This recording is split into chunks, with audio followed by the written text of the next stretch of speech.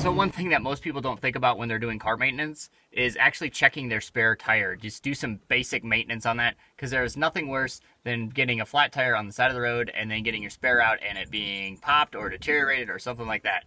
So make sure, every time you get your tires rotated or every time you get your oil changed, make sure that you have them check first off the tire pressure in that tire. Make sure it still has pressure in it.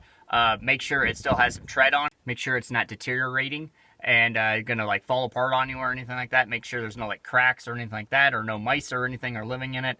And then lastly, actually just make sure to check for recalls, because sometimes they do recall spare tires or just everyday tires, and that might be one that you have underneath your truck.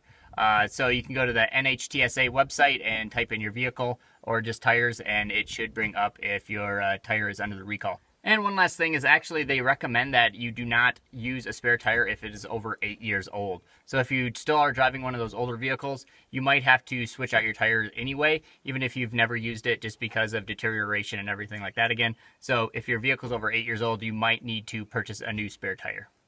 So make sure you do those, and it should be a little less hectic on you when you do have that pop tire.